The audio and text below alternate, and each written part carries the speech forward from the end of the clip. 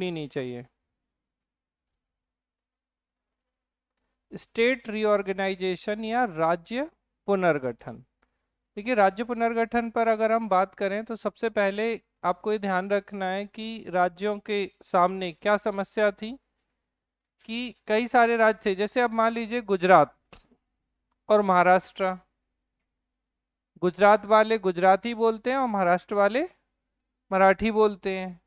अब पहले जो प्रांत हुआ करता था वो बम्बई प्रांत था, ठीक है। तो अलग अलग लोग हुए, जैसे और मैं एक एग्जांपल देता हूँ, जैसे पंजाब वाले और हरियाणा वाले।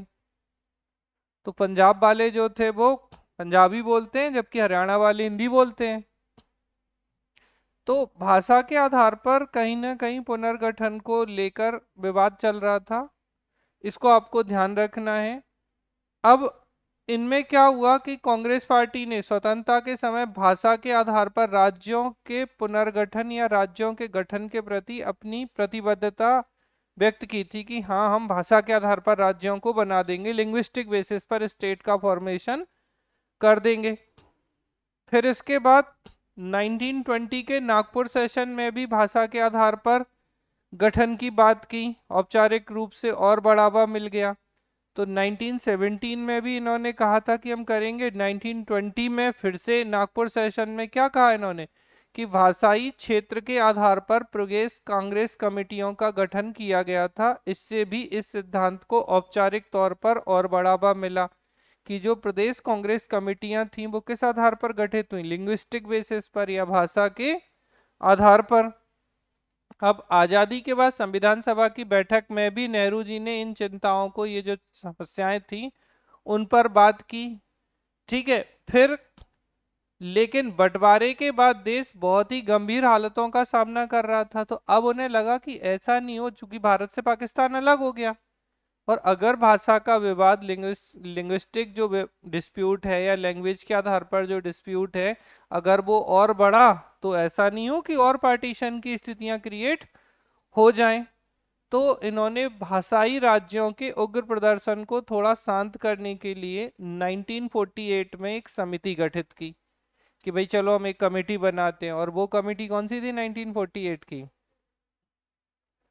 एस के धर, ठीक है। इसके अलावा एक और कमेटी बनाई इन्होंने, ठीक है, क्योंकि एस के धर ने तो मना कर दिया भाषाई आधार पर राज्यों के पुनर्गठन को, तो फिर बनी जेबीपी कमेटी। और जेबीपी कमेटी जवाहरलाल नेहरू, वल्लभ भाई पटेल और पट्टाभी सीता रमैया की साथ। अब भाषाई राज्य के प्रश्न पर फिर से विचार करने का काम किया गया। और जेबीपी कमेटी ने क्या कहा, कि राज्यों कमेटी ने भाषाई आधार पर राज्यों के गठन की कांग्रेस की उस पुरानी स्वीकृति को खारिज कर दिया, जिसमें कहा गया था कि पार्टी भाषाई आधार पर सूबों के गठन का समर्थन करती, सूबे मतलब प्रोविंसेस, प्रांत या राज्यों के गठन का समर्थन करती है। तो अब इस तरीके से इनने फिर से मना कर दिया, किसने? जेवीपी कमेटी ने। अब पोट्टी श्री रामुलु नाराज हो जाएंगे। तो ये जो पोट्टी श्री रामुलु थे, अब तेलुगु भाषी 19 अक्टूबर 1952 को मद्रास में अपने आमरण अनशन पर बैठ गए ये। और 15 दिसंबर को अपने 56वें दिन पोट्टी श्री रामुलु की डेथ हो गई। अब ये किस लिए बैठे थे, कि भाषा के आधार पे हमारा गठन करो, और इनकी डेथ हो जाती है। अब ये समाचार सुनकर आंध्र प्रदेश में क्या होगा, अराजकता, एनार्की फैल गई, कि भैया देखो, वैसे भी अगर आप देखो कि कोई व्यक्ति किसी अनशन पे, हड़ताल पे, धरने प्रदर्शन पर बैठा हो तो भीड़ क्या करती है, नाराज हो जाती है। चक्का जाम तो सुना ही होगा अगर कुछ नहीं। तो ये समस्या क्रिएट हो गई। अब 1 अक्टूबर 1953 को जैसे ही पंडित जवाहरलाल नेहरू को लगा कि अब स्थितियां जो है वो अनकंट्रोल हो गई हैं, बोले एक काम करो, इसको तो बना दो राज्य, फिर देखेंगे।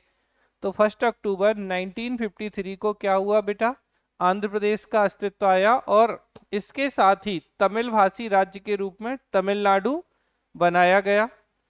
आंध्र प्रदेश के बन जाने के बाद अन्य जो भाषाई समूह थे उन्होंने भी भाषाई आधार पर राज्यों की सीमाओं के निर्धारण के लिए आंदोलन। अब भाई जैसे कोई एक व्यक्ति की बात मान ली जाए तो दूसरे लोग भी प्रेरित हो जाते हैं ना, कि अच्छा इनकी भी तो मानी थी आपने। तो बाकी राज्यों में भी ये समस्या शुरू हो गई। 1953 में एक और राज्य पुनर्गठन आयोग बना, ये आप सब पढ़ चुके हैं लास्ट क्लास में भी अगर आपको याद हो। तो स्टेट रीऑर्गेनाइजेशन कमीशन या राज्य पुनर्गठन आयोग बना, जिसके अध्यक्ष कौन थे? फजल अली, और दो सदस्य के एम पणिक्कर और हृदयनाथ कुंजरू थे। ठीक है, अक्टूबर 1955 में बड़ी मेहनत के बाद इन्होंने रिपोर्ट दी, और रिपोर्ट में बड़ी ही सतर्कता पूर्ण भाषाई आधार पर राज्यों के गठन के पक्ष और विपक्ष में तर्क दिए गए। तो इन्होंने प्रोज और कॉन्स दोनों बताए, फेवर में भी बताया, अपोजिशन में भी बात की। ठीक है, आयोग ने भी इस बात को स्वीकार किया कि राज्यों की भाषाई समानता प्रशासनिक सुविधा और सक्षमता के लिए महत्वपूर्ण सकारात्मक वजह है।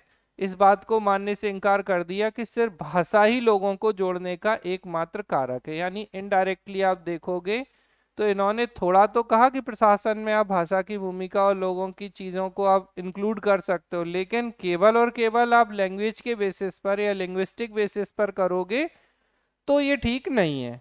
तो आयोग ने अपनी रिपोर्ट में कुछ विशेष प्रस्तावों को रेखांकित करते हुए कहा कि दक्षिण के राज्यों का सवाल था तो वहां बोली जाने वाली मुख्य भाषाओं के बहुमत के आधार पर पुनर्गठित कर दिया गया, तो जो मुख्य भाषा थी उसके अनुसार रीऑर्गेनाइज कर दिया गया। अब इसी कमीशन की रिकमेंडेशन पर क्या होगा? तो 1956 में स्टेट रीऑर्गेनाइजेशन एक्ट या राज्य पुनर्गठन अधिनियम आएगा, और राज्य पुनर्गठन अधिनियम से क्या होगा? तो 14 राज्य और 6 केंद्र शासित प्रदेश बन जाएंगे। ये क्वेश्चन आपसे बहुत बार पूछा गया है कि स्टेट रीऑर्गेनाइजेशन एक्ट कब आया? तो 1956 में स्टेट रीऑर्गेनाइजेशन एक्ट आया, और इसके माध्यम से बेटा 14 जो राज्य थे, 14 स्टेट और 6 यूनियन टेरिटरीज जो है वो बना दी गई। कई बार आपके एग्जाम में पूछा गया। फिर राज्यों के बीच विवाद सुलझाने के लिए और आर्थिक प्रशासनिक मुद्दों पर सहयोग स्थापित करने के लिए एक औपचारिक विधि की स्थापना हुई। इस विधेयक के द्वारा ही 5 क्षेत्रीय परिषदों की स्थापना की गई। तो राज्य पुनर्गठन अधिनियम 1956 या स्टेट रीऑर्गेनाइजेशन एक्ट 1956 के माध्यम से क्या किया गया? तो 5 जो जोनल काउंसिल या क्षेत्रीय परिषदें थी उनकी स्थापना की गई, और इसके चेयरपर्सन कौन बने? तो जो हमारे केंद्रीय गृह मंत्री होते हैं, कौन है? श्री अमित शाह जी वर्तमान में हैं। तो इस तरीके से अब क्षेत्रीय परिषदें या जोनल काउंसिल पूर्ण रूप से एक सलाहकारी संस्था के रूप में कार्य करती थी। तो एडवाइजरी काउंसिल थी ये। उस क्षेत्र के सभी राज्यों के मुख्यमंत्री और प्रत्येक राज्य के 2 और मंत्री उसके सदस्य होते थे। तो जो क्षेत्रीय परिषदें होती थी, जैसे मैं एक एग्जांपल देता हूँ, उत्तर, दक्षिण, पूर्व, पश्चिम, ठीक है, और इसके अलावा कोई और है? आप लोगों ने कभी जोनल काउंसिल नहीं सुनी? क्षेत्रीय परिषदें कौन कौन सी क्षेत्रीय परिषदें हैं? लाइव में बताएगा कोई?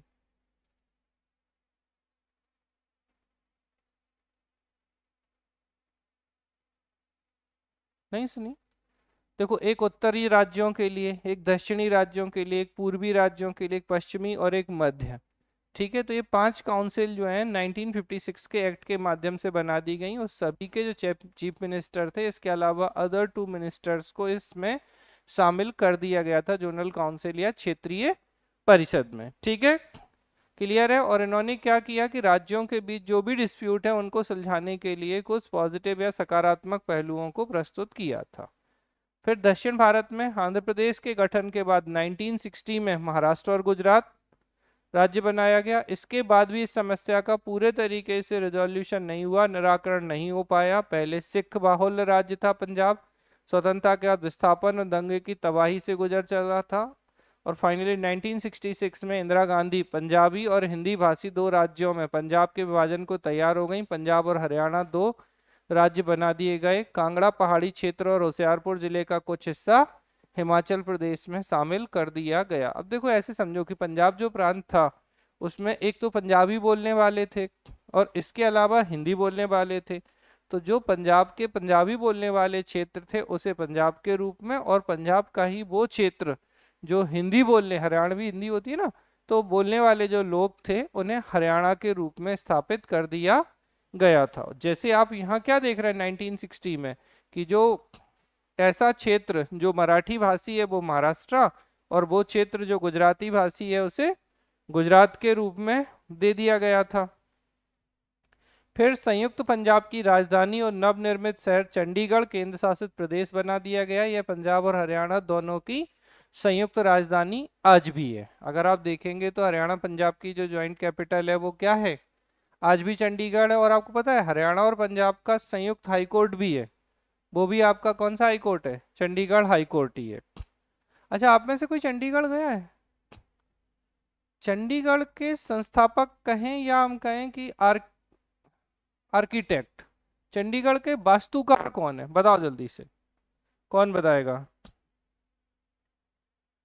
चंडीगढ़ के वास्तुकार बोलिए, किसी को भी पता हो तो।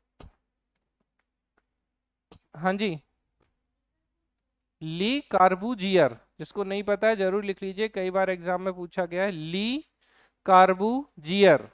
तो ली कार्बूजियर जो है वो आर्किटेक्ट ऑफ चंडीगढ़ है। चंडीगढ़ के वास्तुकार के रूप में ली कार्बूजियर को जाना जाता है। तो ध्यान रखिएगा अच्छे से, चंडीगढ़ के वास्तुकार कौन है? ली कार्बूजियर।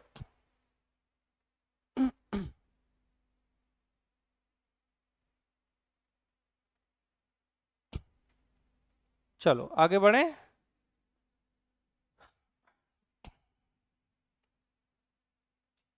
ठीक, जो बेटा 14 राज्य और केंद्र शासित प्रदेश बने थे, जैसे उसमें हम कह सकते हैं आंध्र प्रदेश, असम, बिहार, बम्बई, जम्मू कश्मीर, केरल, मध्य प्रदेश, मद्रास, मैसूर, उड़ीसा, पंजाब, राजस्थान, उत्तर प्रदेश और पश्चिम बंगाल, 14 राज्य बने थे। और 6 केंद्र शासित प्रदेश जो थे वो कौन से? अंडमान निकोबार, हिमाचल, लक्षद्वीप, दिल्ली, मणिपुर और त्रिपुरा। आप ये मत सोचना कि हिमाचल क्यों रख रहे हो, जब 14 राज्य और 6 केंद्र शासित प्रदेश बने थे तो उस समय हिमाचल प्रदेश क्या था? यूनियन टेरिटरी था। फिर 1960 में क्या हुआ कि महाराष्ट्र और बंबई प्रांत को क्या किया गया? महाराष्ट्र और गुजरात का गठन किया गया। इस तरह राज्यों की संख्या 14 से बढ़कर अब एक और राज्य बढ़ेगा, क्योंकि अभी आप क्या ले रहे हैं यहाँ पे, कहाँ गया, बम्बई ले रहे हैं। अब बम्बई से क्या होगा, जो बॉम्बे प्रोविंस था या बॉम्बे प्रांत जो था उससे क्या बनाया, एक हमने महाराष्ट्र बनाया, एक गुजरात बनाया, तो एक तो ऑलरेडी था तो एक ऐड हो जाएगा, तो 15 राज्यों का निर्माण हो जाता है। ऐसे ही 1963 में नागालैंड जो है उसका निर्माण हुआ। 1963 में किसका? नागालैंड का फॉर्मेशन हो जाता है। इसे पहले पूर्ण राज्य का दर्जा देने से पहले असम के साथ रखा गया था, और ठीक है फिर बाद में इसे कंप्लीट स्टेट मान लिया गया। तो 15 थे तो एक और मिल गया, तो कितने हो गए? 16। अब फ्रांस और पुर्तगालियों से प्रदेशों की प्राप्ति, फ्रांस से 1954 में और पुर्तगाल से दमन द्वीप क्षेत्र प्राप्त हुआ, और 1954 में ही फ्रांस से चंद्रपुर, माही, यमन और कराईकल क्षेत्र प्राप्त हुआ। और पौंडीचेरी संयुक्त राज्य संघ का गठन हुआ 1961 में। याद रखिएगा ऑपरेशन विजय, मैंने आपको बताया था लास्ट क्लास में कि ऑपरेशन विजय के माध्यम से हमने क्या किया था, तो गोवा जो है पुर्तगालियों से वापस ले लिया था या मुक्त करा दिया था। फिर शाह आयोग बनता है 1966 में। इस आयोग की रिकमेंडेशन पे वही पंजाब पुनर्गठन अधिनियम, तो पंजाब से अलग हरियाणा नामक नया राज्य बना दिया गया, और राज्यों की संख्या अभी 16 हो गई थी, तो 16 से एक और जुड़ गई तो कितनी हो गई? 17 हो जाती है। और पहाड़ी क्षेत्र क्या था? हिमाचल प्रदेश था। चंडीगढ़ भी यूनियन टेरिटरी था। फिर 1971 में जाके क्या होता है कि जो हिमाचल प्रदेश है उसको यूनियन टेरिटरी से अब क्या कर दिया गया? कंप्लीट स्टेट या पूर्ण राज्य का दर्जा दे दिया गया। तो इस तरीके से हिमाचल जो है वो एक राज्य बन गया। फिर इसके बाद मेघालय, मणिपुर, त्रिपुरा, असम से गारो खासी जयंतिया क्षेत्रों को अलग करके मेघालय राज्य का गठन कब हुआ? 1972 में किया गया। इसी के साथ ही मणिपुर और त्रिपुरा राज्यों को भी दर्जा देने से भारत में राज्यों की संख्या कितनी हो गई? अब टोटल 21 हो। अच्छा, ये संख्या नहीं याद रखनी कि कब 17 हुई, कब 18 हुई, कब 21 हुई, नहीं तो आप मतलब याद रख भी नहीं सकते, तो ये सब सोचना नहीं है। फिर ये इंपॉर्टेंट है, सिक्किम भारत का 22वां राज्य बना, ये पूछ लिया जाता है। 36वें संविधान संशोधन 1975 के माध्यम से भारतीय संघ को पूर्ण राज्य बना दिया गया। इसके साथ मिजोरम और अरुणाचल प्रदेश को 20 फरवरी 1987 को पूर्ण राज्य का दर्जा दे दिया गया था। तो सिक्किम जो है वो अपना कौन सा राज्य था? 22वां राज्य था। इसके बाद आप क्या देख रहे हैं कि मिजोरम और अरुणाचल को 1987 में पूर्ण राज्य का दर्जा दिया गया, और केंद्र शासित प्रदेश गोवा को दमन द्वीप से अलग करके 25वां राज्य का दर्जा दिया गया था। तो जो कौन था आपका गोवा, तो गोवा को क्या किया गया, दमन द्वीप से अलग किया गया और गोवा को भी पूर्ण राज्य का दर्जा दिया गया, 25वां राज्य। और उसके बाद 26, 27, 28, आप जानते हैं कि 26वां राज्य कौन सा था, छत्तीसगढ़, 27 उत्तराखंड और 28 झारखंड जो है। तो ये 1 नवंबर 2000 को छत्तीसगढ़ भारत का 26वां, 9 नवंबर को उत्तराखंड 27वां और 15 नवंबर को झारखंड जो है वो 28वां राज्य बना था। अब इसके बाद एक और होगा, तो आंध्र प्रदेश जो रह जाएगा, तो उससे तेलंगाना भारत का 29 नंबर का स्टेट 2 जून 2014 को बनाया गया। तो इस तरीके से वर्तमान में कुल कितने राज्य हो गए अब यहाँ पे, 28 राज्य और 8 केंद्र शासित प्रदेश हैं। पक्का यही है आज की डेट में क्या स्थिति है। अच्छा, आपको ये ध्यान रखना है कि तेलंगाना 29 नंबर का था, ठीक है। फिर क्या हुआ, जम्मू कश्मीर जो था उसका आर्टिकल 370 जो टेम्पोररी प्रोविजन था वो समाप्त किया गया। जम्मू कश्मीर को राज्य के रूप में हटाकर जम्मू कश्मीर और लद्दाख 2 यूनियन टेरिटरी बनाए गए। तो उस समय तक 7 यूनियन टेरिटरी थे, तो 7 2 9 हो गए। फिर क्या था, दमनदीव और दादर नगर हवेली इनको एक कर दिया गया। तो उस तरीके से 9 से 1 कम हुआ तो कितने बचे, 8। तो आज की डेट में, और ये जो जम्मू कश्मीर था वो राज्य से हटा, तो 29 से 1 कम हुआ तो कितने बचे राज्य, 28। तो 28 राज्य और 8 यूनियन टेरिटरीज जो हैं वो आज की डेट में लाइज करती हैं।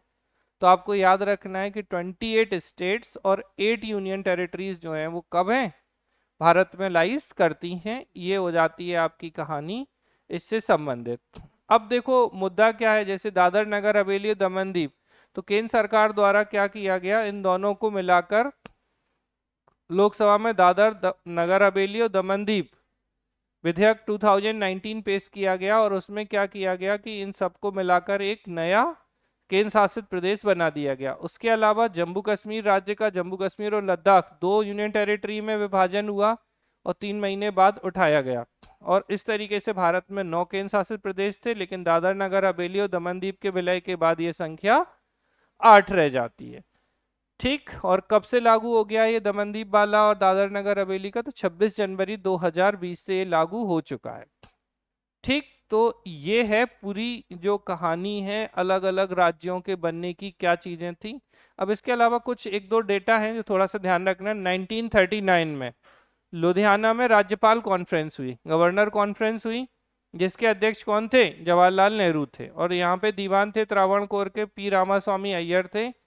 भारत की एकता का पालन पोषण मेरा पेशा है, इन्होंने ये कहा था। और 15 फरवरी 1948 को सौराष्ट्र राज्य प्रांत भारत संघ में एक अलग राज्य था, इसका अस्तित्व 1956 तक रहा। इसमें 222 छोटी बड़ी रियासतें मिलाई गई थी। ये क्वेश्चन भी अगर आपको पता हो तो ये पूछा गया है कि सौराष्ट्र प्रांत में कितनी प्रोविंसेस या रियासतें थी, तो 222 222 रियासतें जो हैं वो इसमें मिलाई गई थी। फिर हैदराबाद का विलय भारत संघ में करने के लिए एक सैन्य कार्रवाई जिसे ऑपरेशन पोलो नाम दिया गया था। ठीक है, 1947 में जूनागढ़ के नवाब मोहब्बत खान थे। वैकल्पिक सरकार का गठन सामल दास गांधी द्वारा बंबई में किया गया था। कहां पर, जूनागढ़ के लिए बंबई में। तो भारत में 9 केंद्र शासित प्रदेश थे, किंतु दादर नगर हवेली और इनके बाद ये संख्या कितनी रह गई थी, 8 रह गई थी। ये आपको ध्यान रखना है। तो इस तरीके की चीजें हैं जो आपके एग्जाम में पूछी जाती हैं। और देखिए, ये आप ऑलरेडी पॉलिटी में पढ़ते हैं कि भारत आर्टिकल 1 राज्यों का संघ है, तो India is A union of state. तो इन सब पे बाद में भी बात करेंगे, जैसे नए राज्यों का प्रवेश या स्थापना का प्रावधान, तो ये आर्टिकल 2 में है। 3 में क्या है, तो नए राज्यों का गठन, उनके नाम, क्षेत्र सीमा में परिवर्तन। तो अगर जैसे अभी आपने देखा कि छत्तीसगढ़ बन गया, तो ये किसके अंतर्गत बना, आर्टिकल 3 के अंतर्गत ही बनता है। साधारण बहुमत के माध्यम से नए राज्यों का गठन कर सकती है। क्वेश्चन भी पूछा जाता है कि राज्यों का, अगर नए राज्यों का गठन करना है तो संसद कैसे कर सकती है, सिंपल मेजॉरिटी या साधारण बहुमत से कर सकती है। इसके लिए विशेष बहुमत की आवश्यकता नहीं है। किसके नाम के परिवर्तन की बात की जा रही है, केरल। केरल की क्या नाम रख दिया गया, केरलम। ठीक है, तो अब इसके लिए कौन सा आर्टिकल लागू होगा? आर्टिकल 3। देखो क्लियर कट लिखा है, नए राज्यों के गठन, मौजूदा राज्यों के क्षेत्रों, सीमाओं और नामों में परिवर्तन की संसद की शक्ति, power of parliament in formation of new state and alteration of areas, boundaries and name of existing states. तो अगर ये सब आपको करना है तो किस आर्टिकल के अकॉर्डिंग करेंगे? आर्टिकल 3 के अकॉर्डिंग। और कैसे करेंगे? तो सिंपल मेजॉरिटी या साधारण बहुमत से। ठीक है, तो ये आपको ध्यान रखना है अच्छे से। बस ये सब आप पढ़ ही चुके हैं, के.एम. पणिक्कर और ये फजल अली आयोग। जल्दी से बताओ, इनने रिपोर्ट कब दी थी? फजल अली कमीशन ने 1955 में।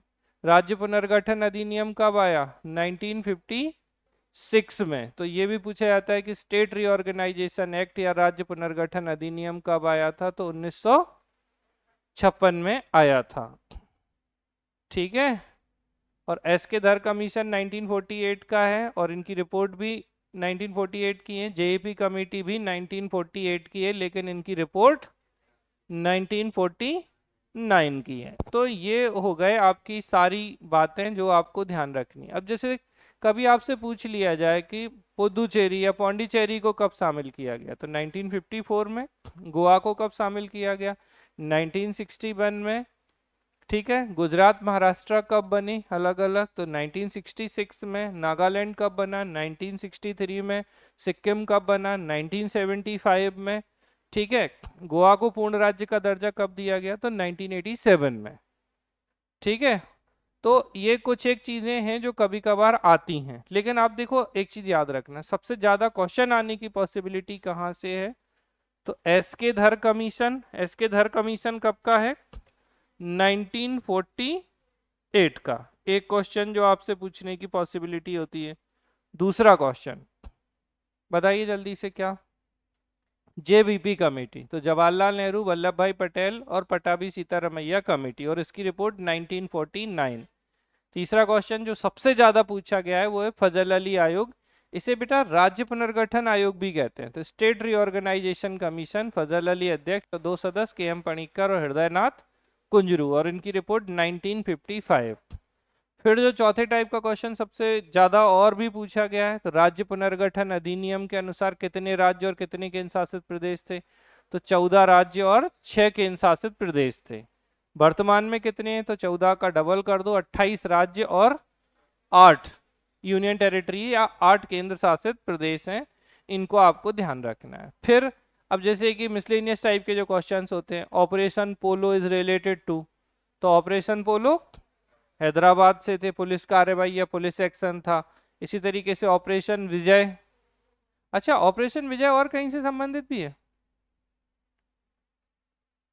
लाइव में कोई बताना चाहेगा ऑपरेशन विजय और किससे संबंधित है? ऑपरेशन विजय, वेरी गुड, कारगिल से। ठीक है, तो कारगिल के लिए भी ऑपरेशन विजय था और हमारा गोवा के लिए भी ऑपरेशन विजय था। ठीक है, ध्यान रखेंगे अच्छे से। तो ये 2 क्वेश्चंस हैं जो बन जाते हैं। फिर पौंडीचेरी को हमने किससे अधिकृत किया? तो किससे किया था? फ्रांसीसी बस्तियां थी, तो फ्रेंच के 1954 में किया था। बस यही क्वेश्चन है जो यूजुअली आप अगर देखेंगे तो राज्य पुनर्गठन से आए हैं। तो मतलब दैट मच सफिशिएंट जो हमने पढ़ा है, इससे ज्यादा कुछ भी अभी तक नहीं पूछा गया है। तो उनको बस, अच्छा अच्छी बात यह है कि ये हिस्ट्री पॉलिटी मुद्दा नहीं है, क्वेश्चन आने की संभावना है, क्योंकि ये दोनों ही विषयों में शामिल किया गया है। आप अगर सिलेबस देखेंगे तो ये हिस्ट्री के सिलेबस में भी है और ये आप पॉलिटी में भी पढ़ते हैं, तो यहाँ से क्वेश्चन बनने की पॉसिबिलिटी अच्छी खासी होती है। तो आपको ध्यान रखना है। इसके अलावा जैसे कभी, अब जैसे जम्मू कश्मीर केंद्र शासित प्रदेश के रूप में कब बना? तो 2019 में। ठीक है, इसी तरीके से कभी कभार जैसे मध्य प्रदेश से चूंकि छत्तीसगढ़ बना है, तो छत्तीसगढ़ का गठन कब किया गया? 1 नवंबर 2000 को। फिर उत्तराखंड का उत्तर प्रदेश से गठन हुआ कब? 9 नवंबर 2000 को। और उसके बाद झारखंड का किससे? झारखंड किससे बना था? बिहार से। कब? 15 नवंबर 2000 को।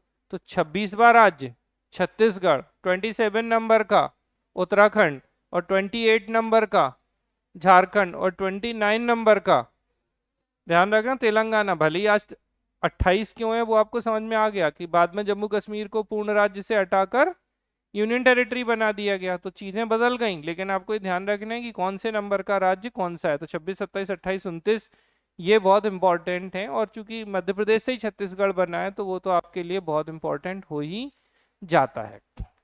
तो ये थी स्टेट रीऑर्गेनाइजेशन, अलग अलग राज्यों के गठन और उससे संबंधित बातें।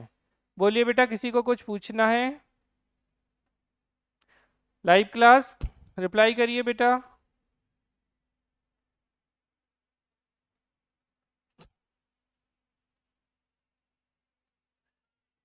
देखो, आप अगर याद हो तो आंध्र प्रदेश जैसे पूछा गया है तो भाषाई आधार पर गठित होने वाला पहला राज्य आंध्र प्रदेश 1 अक्टूबर 1953 को। गुजरात, ठीक है। अब जैसे 1 मई 1960 नागालैंड 63, हरियाणा 66, हिमाचल प्रदेश 71, मेघालय 72, मणिपुर 72 और त्रिपुरा। तो मेघालय, मणिपुर और त्रिपुरा तीनों ही 21 जनवरी 1972। सिक्किम ये पूछा जाता है, तो सिक्किम क्या है? 7 बहनों का भैया। 3 देशों से किस राज्य की सीमा लगती है? तो सिक्किम की लगती है, पूछा गया है। तो 16 मई 1975। फिर मिजोरम, अरुणाचल 87 में और गोवा भी 87 में। तो इन दोनों से तो नहीं पूछा गया मिजोरम अरुणाचल कब बने, लेकिन गोवा से क्वेश्चन पूछा गया। तो गोवा को पूर्ण राज्य का दर्जा कब दिया गया? 1987 में। इसके बाद 1 नवंबर छत्तीसगढ़, 9 नवंबर उत्तराखंड, 15 नवंबर झारखंड और 2 जून 2014 को तेलंगाना। तो इस तरीके से जो राज्य थे, इन राज्यों के गठन की जो स्थितियां थी वो आपको ध्यान रखनी है। ठीक है, जैसे गोवा जो है एक स्वतंत्र राज्य के रूप में कब आया था? तो 1987 में आया था। और कब भारत में कब शामिल किया गया? तो 1961 में शामिल किया गया था। ठीक है, और 1954 में दादर और नगर हवेली जो है वो शामिल कर लिए गए थे। तो इनको आपको थोड़ा सा ध्यान रखना है। ठीक है, और भारत फ्रांस, अब जैसे ये जो है संधि हुई तो फ्रांसीसियों द्वारा बाद में फिर ये सब चीज़ें जो है वो की गई कि भैया संसद ने मान लिया था। तो ये हो जाता है, ये हो गया आपका। अब इनकी हिस्ट्री जो है, जैसे आप जम्मू कश्मीर की हिस्ट्री तो नहीं सुननी है, मैं बता दूं आपको अगर किसी की इच्छा हो तो, कि क्या क्या हुआ है। तो फिर मैं शुरू से ही राज्यों का बता दूं कि किस राज्य के साथ क्या हुआ है। चाहेंगे जानना? सुना दीजिए, बोले आपकी इच्छा है तो। हमारी कोई इच्छा नहीं है, हैं? एक मिनट, शुरू से शुरू करेंगे फिर।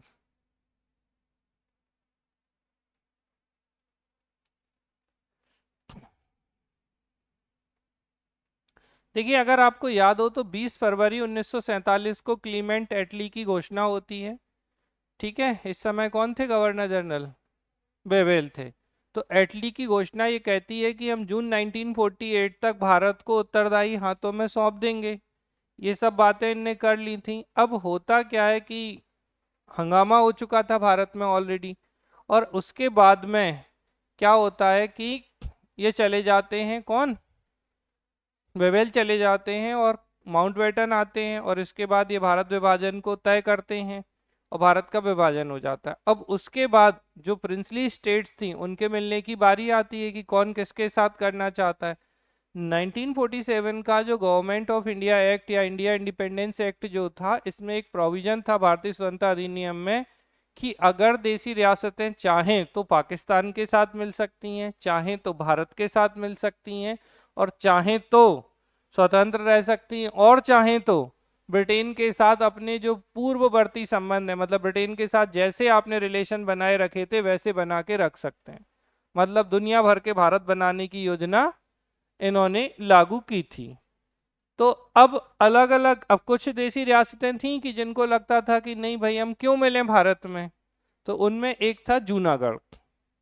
तो बेटा जूनागढ़ जो था ये भारत के कठियावाड़ प्रायद्वीपीय क्षेत्र में स्थित था।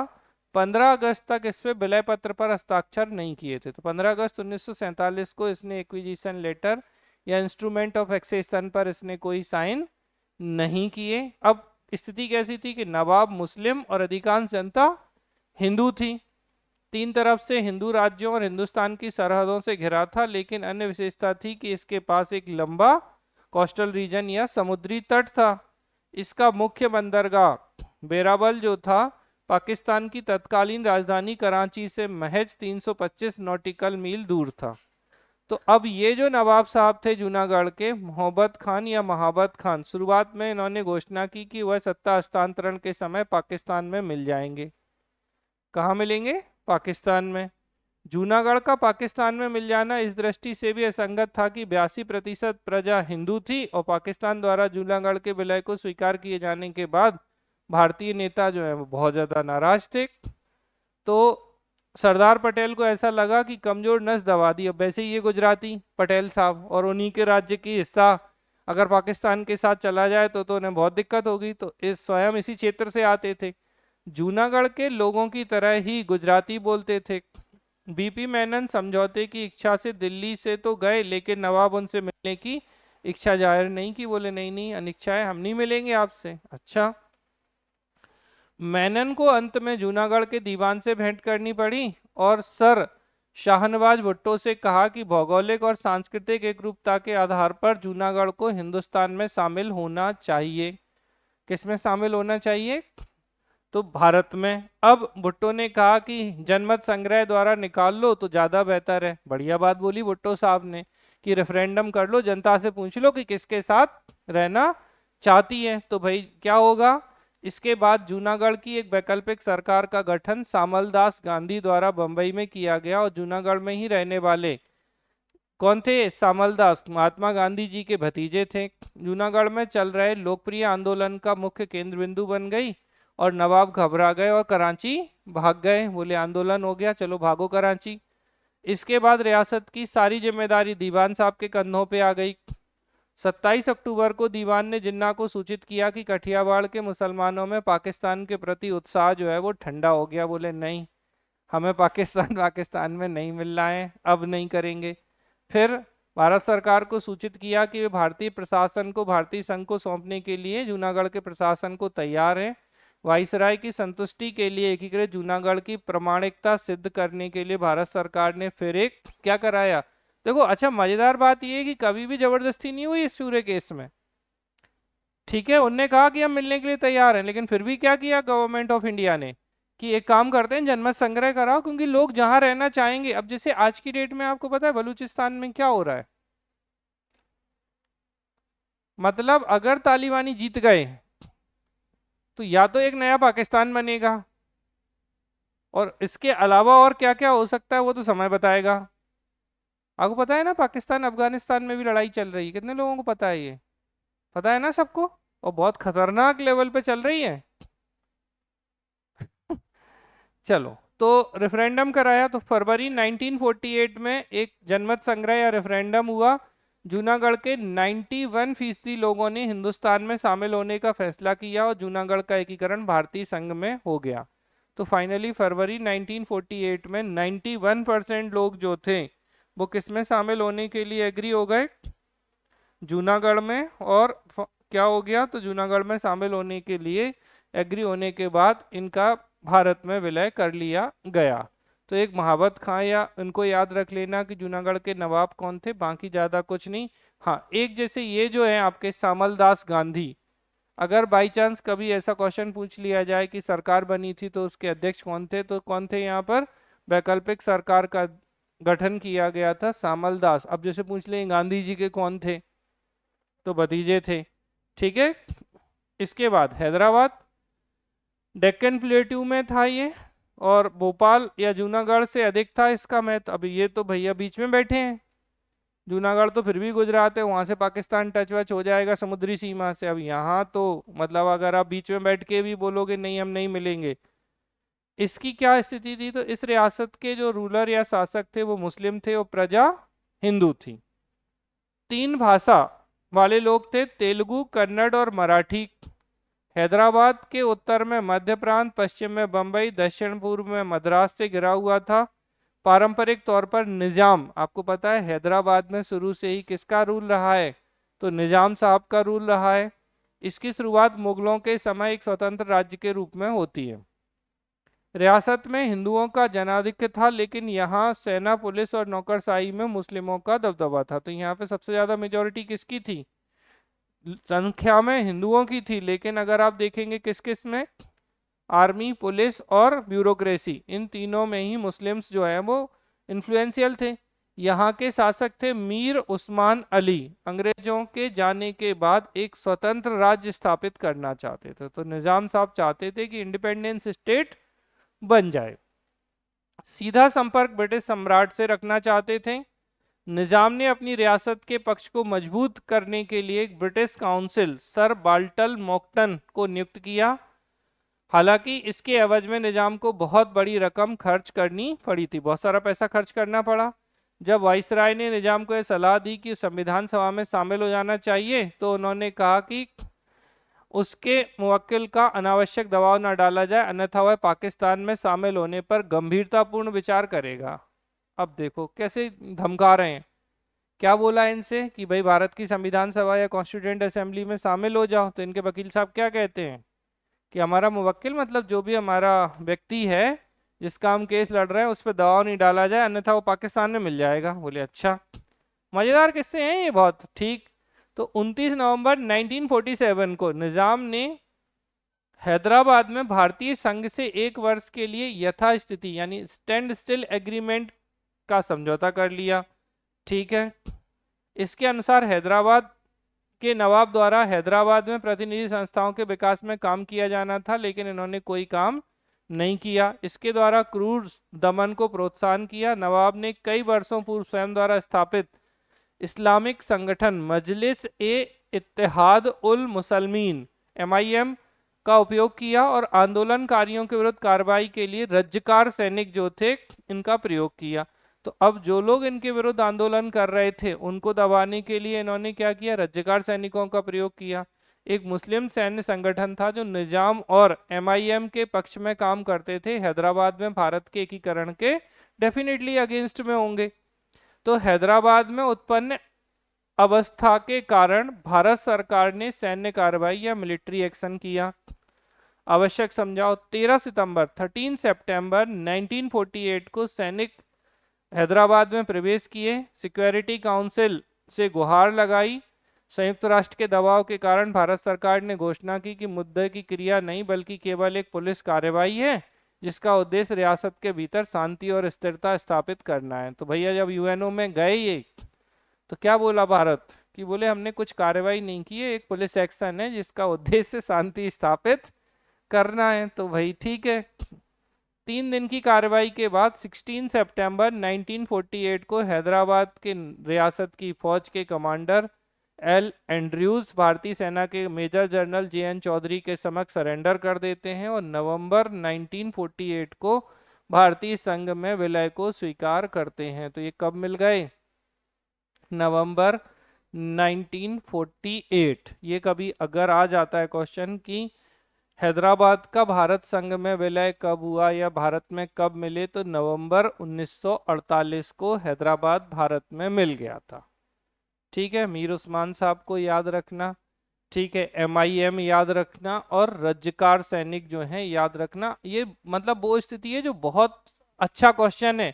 नॉर्मली क्वेश्चन सिर्फ इतना ही पूछा जाता है कि हैदराबाद का भारत में विलय तो पुलिस एक्शन या पुलिस कार्रवाई के माध्यम से किया गया था, बात खत्म। ठीक है, अब कश्मीर चलते हैं। तो हैदराबाद से भी बड़ी थी, 40 लाख थी उस समय यह आबादी, घना बसा हुआ नहीं था। यहाँ पर क्या था कि डोगरा जो राजपूत थे उनका शासन था। ठीक है, इनके पूर्वज जो है 60 लाख रुपए और पश्मीना की 6 सालों के नजराने के बदले इन्होंने किसको बेच दी, ईस्ट इंडिया कंपनी को। फिर हैदराबाद और जूनागढ़ के विपरीत अब स्थिति अलग है। कश्मीर में राजा हिंदू हैं और जनसंख्या मुस्लिम है। तो क्या होता है कि पाकिस्तान से सटा था, ये आज़ादी के बाद भी विवाद का केंद्र रहा। जम्मू कश्मीर ने भारत या पाकिस्तान में से किसी के साथ भी मिलने का निर्णय नहीं किया और यथास्थिति समझौते की पेशकश की। इसके बाद आवश्यक वस्तुओं और व्यक्तियों को सरहद के पार आवागमन होता था कि भाई हम यहाँ से सामान भेजेंगे या लोग आएंगे जाएंगे, कोई दिक्कत नहीं होगी। अब पाकिस्तान का कारनामा देखो भाई। तो 22 अक्टूबर 1947 को पाकिस्तानी आर्मी के द्वारा समर्थित अकबर खान के लीडरशिप या नेतृत्व में कबायली छापेमारों ने कश्मीर पर आक्रमण किया। कश्मीर में लोकप्रिय विचारधारा का प्रतिनिधित्व शेख अब्दुल्ला के नेतृत्व में नेशनल कॉन्फ्रेंस कर रही थी। इस आक्रमण के बाद जो यहाँ के शासक थे हरि सिंह ने भारत से सहायता मांगी। अच्छा, मजेदार बात यह है कि वहां से कोई थपाड़ा मारने लगे तो बोले बचा लो, नहीं तो अभी हम क्या रहना चाह रहे थे, स्वतंत्र रहना चाह रहे थे। तो अब सहायता मांगी। माउंटबेटन का मानना था कि अंतर्राष्ट्रीय विधि व्यवस्था के अनुसार भारत तब तक कश्मीर को सैन्य सहायता नहीं दे सकता औपचारिक रूप से कश्मीर का विलय भारत के साथ नहीं हो जाता, क्योंकि भाई आप तो स्वतंत्र रह रहे थे, अब अंतर्राष्ट्रीय पैरामीटर को मानना है। तो माउंटबेटन ने भी गेम खेल दिया, बोले तब तक आप एक्विजिशन लेटर पे साइन नहीं करोगे तब तक हम, क्योंकि भाई जब आप हमारे जैसे होता है ना, अच्छा तुम मेरे दोस्त हो ना, ठीक है आ जाओ बैठ जाओ यहाँ, अब आने दो, मारने के लिए कौन आता है। तो वैसी स्थिति थी कि भाई जम्मू कश्मीर से बोले क्या कि औपचारिक रूप से विलय पत्र पे भारत में। तो सहायता के लिए कश्मीर के प्रधानमंत्री मेहर चंद महाजन ने नेहरू से भेंट की, लेकिन नेहरू ने तब तक सहायता के लिए सहमत नहीं हुए जब तक यहाँ के जो प्रमुख राजनीतिक दल थे नेशनल कॉन्फ्रेंस के नेता शेख अब्दुल्ला ने नेहरू से यह आश्वासन नहीं दे दिया कि राज्य में एक पृथक संविधान और उसके तहत संवैधानिक शासन की शर्त कश्मीर को भारत के साथ सम्मिलित किए जाने के पक्ष में थे। तो मतलब इन्हें सेपरेट कॉन्स्टिट्यूशन मान लिया। यहाँ पर अच्छे से ध्यान रखना है, नेहरू ने सैन्य सहायता प्रदान करने के प्रस्ताव को स्वीकार कर लिया और इसके साथ ही 26 अक्टूबर 1947 को हरि सिंह ने इंस्ट्रूमेंट ऑफ एक्सेशन, ठीक है, यानी विलय पत्र पर हस्ताक्षर किए। 26 अक्टूबर को ध्यान रखना है। और समझौते के बाद भारत ने कश्मीर में अपनी सेना भेजी। श्रीनगर में आक्रमणकारियों को खाली करा दिया गया। कश्मीर रियासत के लगभग 2/3 भाग को मुक्त करा लिया गया, लेकिन 1/3 भाग पर किसका कब्जा हो गया, पाकिस्तान का कब्जा बना रहा।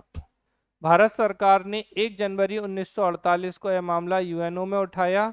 यूएनओ ने 1951 में विवादास्पद निर्णयों में से एक था कि जनमत संग्रह कराया जाना था, किंतु जनमत संग्रह से पूर्व 2 शर्तों का पूरा किया जाना था। पहला, पीओके से पाकिस्तान की सेना वापस बुलाई जानी थी। दूसरा, जनमत संग्रह श्रीनगर के प्रशासन के अंतर्गत कराया जाना था। अब जम्मू कश्मीर राज्य में संविधान निर्माण हेतु जनता ने क्या किया, संविधान सभा का निर्वाचन हुआ और 1951 में जम्मू कश्मीर की क्या बन गई, एक संविधान सभा की बैठक शुरू हो गई। 1954 में भारत संघ में विलय संविधान सभा द्वारा पुष्ट कर दिया गया कि भाई चलो अब हम भारत संघ में इसका एक्विजिशन या विलय कर देते हैं। और 17 नवंबर 1957 को इस सभा ने राज्य के लिए पृथक संविधान अंगीकार किया और 26 नवंबर 1957 को लागू किया गया। ये क्वेश्चन पूछ लिया जाता है कि जम्मू कश्मीर का सेपरेट कॉन्स्टिट्यूशन कब लागू हुआ, तो 26 नवंबर 1957 को 1957 को लागू हो गया और फिर संविधान सभा ने अपने आप को भंग कर दिया। 26 जुलाई 1957 को बख्शी गुलाम अहमद को जम्मू कश्मीर के प्रधानमंत्री के रूप में शपथ दिलाई गई और कर्ण सिंह को दूसरी अवधि के लिए सदर ए रियासत चुन लिया गया। एनडीए सरकार ने जम्मू कश्मीर के आर्टिकल 370 को हटा दिया और जम्मू कश्मीर पुनर्गठन अधिनियम 2019 पारित किया गया और 31 अक्टूबर 2019 को जम्मू कश्मीर और लद्दाख 2 केंद्र शासित प्रदेशों में विभाजित हो गए थे। ये है पूरी कहानी जम्मू कश्मीर की। अब इतनी लंबी चौड़ी कहानी से कुछ नहीं आता। जम्मू कश्मीर कैसा राज्य था, मुस्लिम मेजॉरिटी पॉपुलेशन थी। एक रूलर जो थे वो हिंदू थे।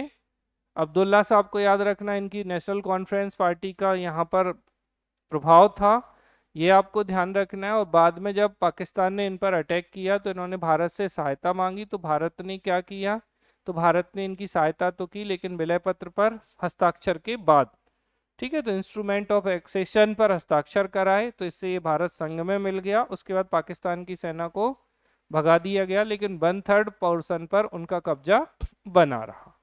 ठीक, इसके अलावा 26 नवंबर 1957 को इनकी अपनी संविधान क्या किया गया, तो संविधान याद रखिएगा अच्छे से, ये जो है आपको लागू किया गया था और इसके बाद कॉन्स्टिट्यूएंट असेंबली जो है वो समाप्त हो गई थी। तो ये कहानी। और फिर उसके बाद 31 अक्टूबर 2019 को जम्मू कश्मीर और कौन, लद्दाख 2 यूनियन टेरिटरी के रूप में बन जाते हैं और आर्टिकल 370 का जो टेम्परेरी प्रोविजन थे उनको समाप्त कर दिया जाता है। ये है पूरी चीजें। अच्छा, कहानी आनी कोई नहीं पूछता, तो थोड़ा सा आपको ध्यान रखना है कि जो मेन चीजें हैं, 2 मिनट, मेन चीजें जो हैं उनको आपको याद रखना है।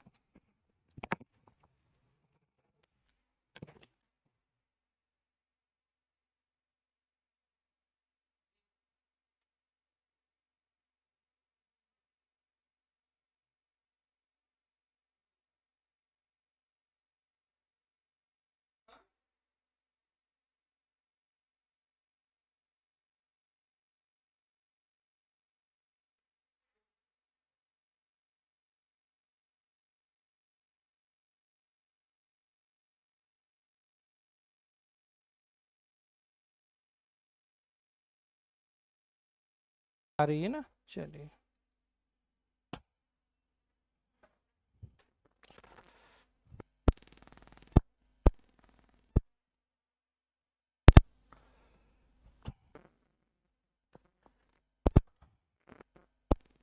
तो जम्मू कश्मीर पर हमने बात कर ली थी।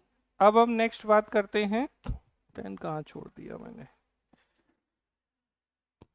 इसके बाद देखिए आपका ये है यूरोपीय बस्तियां जो हैं, तो इनमें एक है फ्रांसीसी।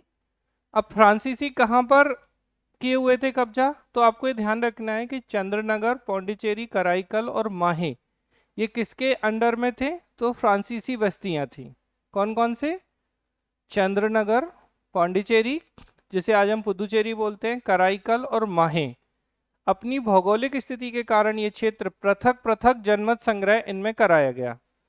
1 नवंबर 1954 को चारों क्षेत्रों का व्यवहारिक नियंत्रण भारत को प्राप्त हुआ। तो ये पूछ लिया जाता है कि भारत को ये क्षेत्रों का व्यवहारिक नियंत्रण कब प्राप्त हुआ, तो 1954 में। 1956 में भारत और फ्रांस के मध्य विलय संबंधी संधि हुई। देखो संधि हमने कब की, एक्विजिशन ट्रीटी 1956 में जाके। और 1962 में इस संधि को फ्रांसीसी संसद द्वारा अनुमोदित कर भारत को इन क्षेत्रों का वैधानिक अधिकार भी प्राप्त हो गया। मतलब तीन स्थितियां हैं। पहली स्थिति क्या है, तो व्यवहारिक नियंत्रण कब हो गया, 1954 में 1 नवंबर को। भारत और फ्रांस के मध्य संधि कब हुई, विलय संबंधी एक्विजिशन ट्रीटी 1956 में। लेकिन ब्रिटेन, सॉरी ब्रिटेन, क्या ब्रिटेन बोल दिया क्या, फ्रांस ही बोला ना अभी तक तो, हाँ। तो फ्रांस की जो पार्लियामेंट है उसने इसके लिए कब रिकमेंडेशन दी, तो वो 1962 में। तो अगर लीगल राइट्स हमें जो मिले हैं इन बस्तियों से संबंधित, तो वो कब मिले भारत को, 1962 में। तो थोड़ा ध्यान देना कि क्वेश्चन कैसा पूछा जा रहा है, इस पर आपका आंसर बेस्ड होगा, नहीं तो आपका क्वेश्चन गलत हो जाएगा। व्यवहारिक रूप से क्या देखें भाई, हमने मान लिया हमें मिल गई, हमने कब्जा कर लिया तो 54 में। लेकिन भारत फ्रांस के बीच में संधि कब होती है, 56 में। और इनकी पार्लियामेंट कब कहती है कि भाई इनका वैधानिक अधिकार है, तो 62 में। अब पुर्तगीज की बात करें तो पुर्तगाली दमन द्वीप, दादर नगर हवेली और गोवा इनके अंतर्गत क्षेत्र थे। तो अपने उपनिवेश छोड़ने को तैयार नहीं थे। ये नहीं है, ये ढीठ लोग हैं, सबसे पहले आ गए हैं और आखिरी तक जा नहीं रहे हैं। तो ये कह रहे हैं कि नहीं हम नहीं देंगे अपनी कॉलोनी। किंतु यहाँ की जनता को पुर्तगाली शासन जो है वो स्वीकार नहीं था, भाई नहीं चाह रही थी यहाँ पे जो पर्सन्स थे। तो जुलाई 1954 में दादरा और नगर हवेली में जन आक्रोश भड़का और पुर्तगाली शासन को उखाड़ फेंका, जनता ने ही खत्म कर दिया किस्सा। तो याद रखिएगा, दादर नगर हवेली में 1954 में विद्रोह हो गया। और उसके बाद दिसंबर 1961 में इंडियन आर्मी ने गोवा में प्रवेश किया। गोवा के गवर्नर जनरल ने आत्मसमर्पण कर दिया और जल्द ही दमनदीप को भी भारत के अधिकार क्षेत्र में ले लिया। इस तरीके से प्रशासनिक तौर पर गोवा, दमनदीप और दादर नगर हवेली क्या बने, यूनियन टेरिटरी का दर्जा दे दिया गया। और 1987 में, जो हमने पहले भी पढ़ा है, कि गोवा को कंप्लीट स्टेट या स्वतंत्र राज्य का दर्जा दे दिया गया। इन रियासतों में अधिकांश अलग अलग राज्यों में मिला लिए गए, प्रजातांत्रिक व्यवस्था स्थापित की गई, प्रिवी पर्स देकर अलग किया गया, कुछ को राज्य प्रमुख का पद दिया गया। तो ये सारी अलग अलग व्यवस्थाएं जो हैं वो लागू कर दी गई थी और इस तरीके से सारे राज्यों का भारत में जो है वो विलय स्वीकार हो गया। तो आपको ध्यान रखना है कि फ्रांसीसियों से हमें व्यवहारिक रूप में कब मिल गया था, 1954 में, संधि 56 में, लेकिन लीगली 1962 में। इसी तरीके से आक्रोश भड़का पुर्तगालियों के विरुद्ध दादर नगर हवेली में, तो 54 में ही हो गया। लेकिन अगर हम देखें कि कब कब्जा हुआ भारत का, तो 1961 में जो कार्रवाई की गई थी, कौन सा ऑपरेशन, ऑपरेशन विजय के माध्यम से किया गया था। तो इस तरीके से इन राज्यों को भारत में मिला लिया गया। अब डायरेक्ट क्वेश्चन आता है, गोवा भारत में कब शामिल हुआ, 1961 में। बट गोवा को पूर्ण राज्य कब बनाया गया, 1987 में। दादर नगर हवेली कब, तो 1954 में। और कराईकल, माहे और फ्रांसीसी जो कॉलोनियां बस्तियां थी, ये कब, तो 1954 में। ठीक है, दादर नगर हवेली और गोवा को छोड़ दो तो सब 1954 की हैं, गोवा 1961 का है। इस तरीके से आपको ध्यान रखना है कि ये थे। और हैदराबाद में क्या किया, पुलिस एक्शन, पुलिस कार्रवाई या सैन्य कार्रवाई की गई थी, ये ध्यान रखना है। और कश्मीर के साथ एक्विजिशन या इंस्ट्रूमेंट ऑफ एक्सेशन विलय पत्र पर हस्ताक्षर किए गए थे, याद रखना है। महाराज कौन थे? हरि सिंह थे। ठीक है। हैदराबाद के नवाब कौन थे? उस्मान अली। और जूनागढ़ में नवाब कौन थे? महावत खां। ठीक, बढ़िया। तो इनको आपको ध्यान रखना है कि ये स्थितियां थी और इन तरीके से भारत में इन राज्यों को मिला लिया गया। इस पे क्वेश्चन बनते हैं तो थोड़ा सा ध्यान दीजिएगा। हालांकि जितना हमने इन सब के बारे में पढ़ा है ज्यादा, उसमें से ये खोदा पहाड़ है निकली चुई ही। क्वेश्चन पता चले पूछ लिया फजल अली आयोग कब बना या राज्य पुनर्गठन आयोग कब बना, और किस्सा हो जाता है खत्म। पूरा स्टेट रीऑर्गेनाइजेशन पे जितनी मेहनत हम करते हैं उसके बावजूद अक्सर जो क्वेश्चन पूछे गए हैं, जेबीपी कमेटी, फजल अली आयोग, स्टेट रीऑर्गेनाइजेशन एक्ट, इनसे ही क्वेश्चन पूछे जाते हैं। कितने राज्य और कितने केंद्र शासित प्रदेश थे, वर्तमान में कितने राज्य कितने केंद्र शासित प्रदेश हैं, तो इस तरीके क्वेश्चन पूछे जाते हैं। इनको आपको ध्यान अच्छे से रखना है। ठीक है, उम्मीद है इससे ज़्यादा की जरूरत आपको नहीं होगी। कोई क्वेश्चन किसी का लाइव क्लास में? रिप्लाई करिए जल्दी से। पूछना है बेटा किसी को? हाँ या ना? ठीक। तो इसे जरूर ध्यान रखना, जैसे ये कि ये बहुत अच्छा और बहुत इंपॉर्टेंट क्वेश्चन है। भाषाई आधार पर गठित होने वाला पहला राज्य आंध्र प्रदेश था 1 अक्टूबर 1953 को। ठीक, बहुत इंपॉर्टेंट है। इसके अलावा सिक्किम 1975 ये पूछ लिया जाता है। और इसके अलावा गोवा ये पूछा जाता है।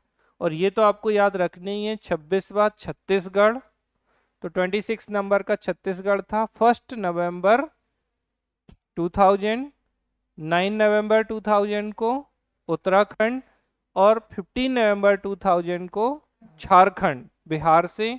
तो 26, 27 और 28वां राज्य। और उसी तरीके से 29 नंबर का राज्य तेलंगाना 2 जून 2014 को किससे बना था? ये आंध्र प्रदेश से अलग होकर बना था। इसके बाद क्या किया गया? तो 31 अक्टूबर 2019 को, 31 अक्टूबर 2019 को क्या हुआ? जम्मू कश्मीर और लद्दाख 2 यूनियन टेरिटरी बन गए थे। तो इस तरीके से क्या हो गया था? उस समय 28 राज्य और 9 केंद्र शासित प्रदेश थे। फिर बाद में दादर नगर हवेली और दमन दीव एक हो गए। तो वर्तमान स्थिति ऐसी है कि वर्तमान भारत में 28 स्टेट्स और 8 यूनियन टेरिटरीज जो हैं वो काम करती हैं। ठीक, तो ये हो गई पूरी चीजें। इनको आप अच्छे से कर लेना। कहीं कोई समस्या हो तो पूछ लेना। पूछिए भाई क्वेश्चन, अगर कोई क्वेश्चन है आपके मन में तो पूछ लीजिए जल्दी से। 1 मिनट के लिए रुकिएगा और जस्ट लिंक भेज दूं मैं।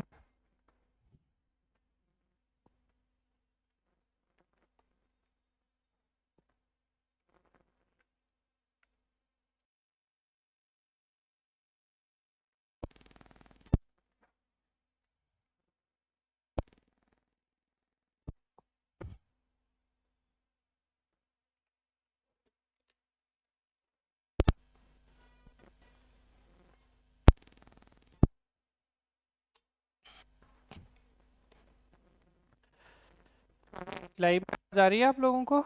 चलिए एक बार अपन ओवरव्यू कर लें इस पूरे को। देखिए हम लोग कहाँ तक पढ़ लिए हैं, आप उसको थोड़ा सा समझिए कि किस तरीके की स्थितियां हैं। याद करिए 1946 क्या हुआ है? कैबिनेट मिशन भारत आया। कौन सा मिशन? Cabinet mission. इसके बाद 1947 में क्या हुआ? 15 अगस्त को भारत स्वतंत्र हो गया। और उसके बाद 1948 में जाके कौन? माउंटबेटन चले जाएंगे। और अब कौन बनेंगे हमारे गवर्नर जनरल? सी राज गोपालाचारी। तो सी राज गोपालाचारी जो हैं वो आपके क्या बन जाएंगे? आ जाइए। ठीक है, भारत के गवर्नर जनरल बन जाएंगे। और इसके बाद 1950 में जाके क्या होगा, 26 जनवरी 1950 को भारत का संविधान लागू हो जाएगा। और उसके बाद याद करिए 15 मार्च 1950 को प्लानिंग कमीशन या योजना आयोग का गठन हो जाएगा।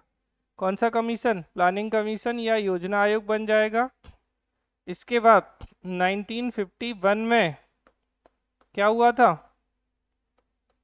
First 5 year plan.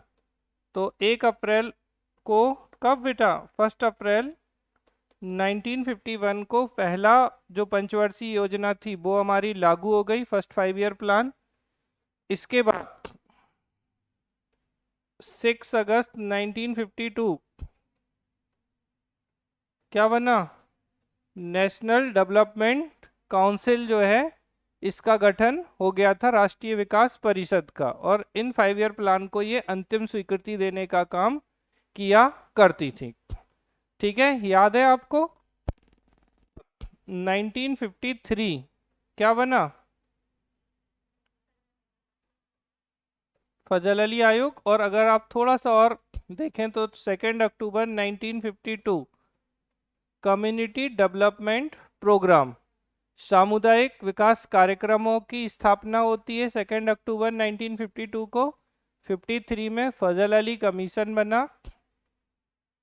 1954 क्या हो गया, दादर नगर हवेली में विद्रोह हो गया। इसके अलावा जो फ्रांसीसी क्षेत्र थे औपचारिक तरीके से व्यवहारिक रूप से भारत में शामिल हो गए थे। याद है आप लोगों में ये जो फजल अली आयोग था इसकी रिपोर्ट आई 1956 में, स्टेट रीऑर्गेनाइजेशन एक्ट, राज्य पुनर्गठन अधिनियम आया और 7वां संविधान संशोधन के माध्यम से आया था। और इसके अंतर्गत 14 राज्य और 6 यूनियन टेरिटरी जो हैं वो बन गए थे। ठीक है, अच्छे से ध्यान रखना। और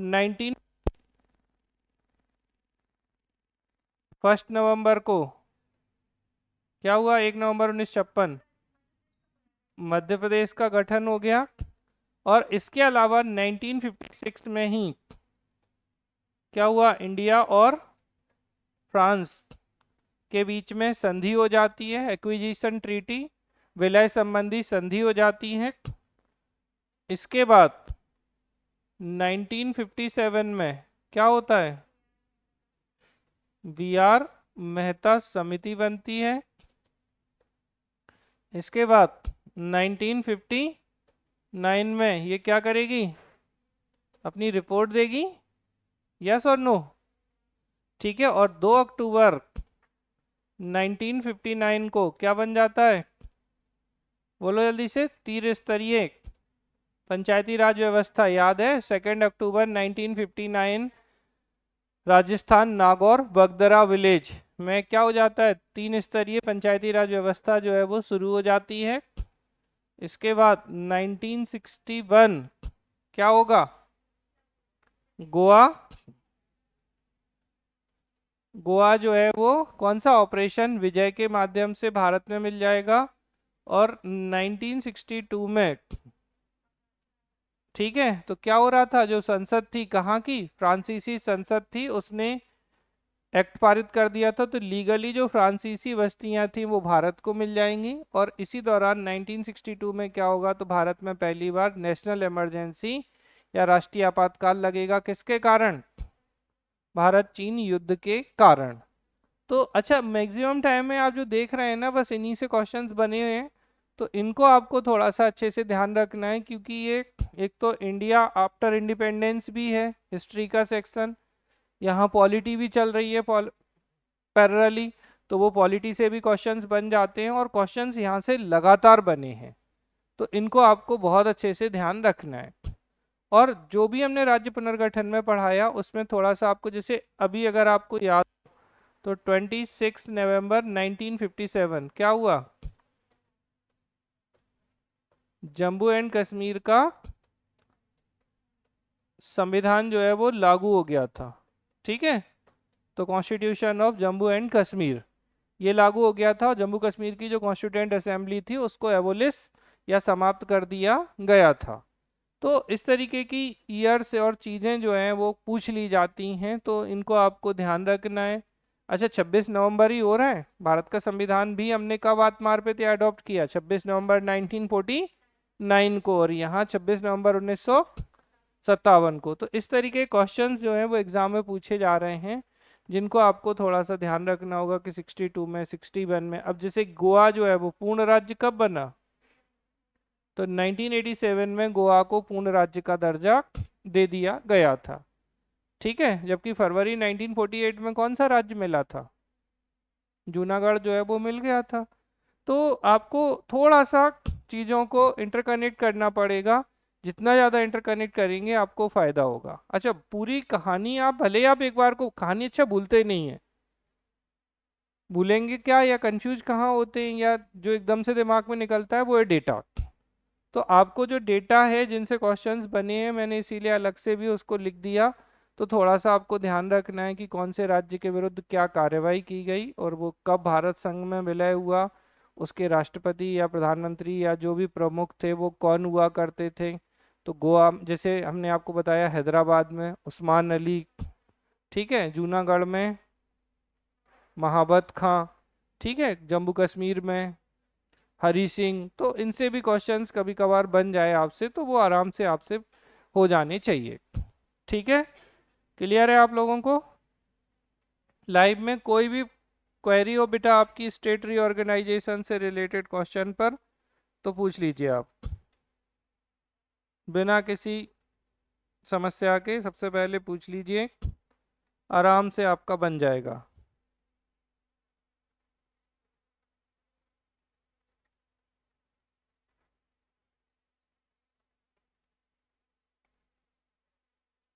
पूछना है किसी को कुछ?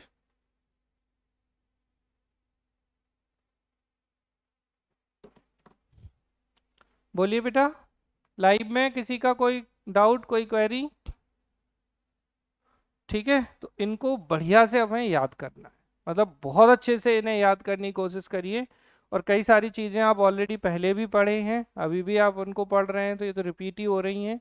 तो रिपीटेशन है, एग्ज़ाम में बनती हैं चीज़ें। और आपको मैं सीधे बोलूँगा तो 1885 से लेके 1962 तक, अगर हम ईयर वाइज भी चलें तो भी हमें चीज़ें याद होनी चाहिए कि हाँ 1905 में बंगाल विभाजन होता है, 6 में मुस्लिम लीग बनती है, 7 में सूरत सेशन होता है, 8 में तिलक को जेल हो जाती है, 9 में मार्ले मिंटो एक्ट आता है, 10 में हार्डिंग सेकेंड आ जाते हैं, 1911 में दिल्ली दरबार लग जाता है, 12 में कैपिटल बन जाती है, हार्डिंग बॉम्ब कॉन्स्पिरेसी हो जाता है, 13 में गदर पार्टी, 14 में फर्स्ट वर्ल्ड वॉर, कामागाटा मारू इंसिडेंट, फिर इसके बाद 15 में गांधी जी भारत आ जाते हैं, 16 में होम रूल लीग बनती है, इसके अलावा लखनऊ सेशन, लखनऊ पैक्ट, 17 में मॉन्टेग्यू घोषणा, रॉलेट कमेटी, इसके अलावा चंपारण सत्याग्रह, 18 में अहमदाबाद, 18 में ही खेड़ा, फिर इसके बाद 19 में रॉलेट एक्ट लागू होता है, फिर जलियांवाला बाग मैसेक्रे, फिर इसके बाद खिलाफत, और उसके बाद 1920 में 1 अगस्त को नॉन कॉपरेशन या असहयोग, बाल गंगाधर तिलक की डेथ।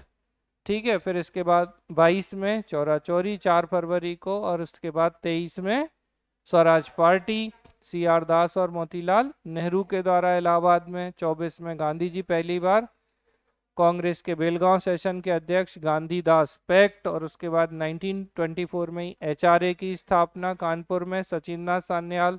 25 के बाद 25 में क्या होगा? 9 अगस्त 1925 काकोरी ट्रेन एक्शन, रामप्रसाद बिस्मिल। और 26 में भारत नवजाबान सभा, हरि कौन थे? छबीला दास और भगत सिंह। 1927 साइमन कमीशन का फॉर्मेशन। 28 में अराइवल इन इंडिया, फिर इसके बाद नेहरू रिपोर्ट, ठीक है, नेहरू कमेटी। इसके बाद किसकी डेथ? लाला लाजपत राय की डेथ, बदले में सैंडर्स का असैसिनेशन, उस तरीके से एचएसआरए का गठन, ठीक है, और 29 में केंद्रीय विधानसभा पे बम, और 30 में क्या होगा, गांधी जी कौन सा आंदोलन, सिविल डिसोबीडेंट मूवमेंट, पहले डांडी मार्च फिर सिविल डिसोबीडेंट मूवमेंट, और 31 में गांधी इरविन पैक्ट। 32 16 अगस्त को मैकडोनाल्ड डिक्लेरेशन, इसके बाद 32 में ही गांधी अंबेडकर समझौता 24 सितंबर को, और उसके बाद थर्ड राउंड टेबल कॉन्फ्रेंस, और उसके बाद 1933 के सेशन की चेयरपर्सन नलिनी सेन गुप्ता। 1934 क्या था,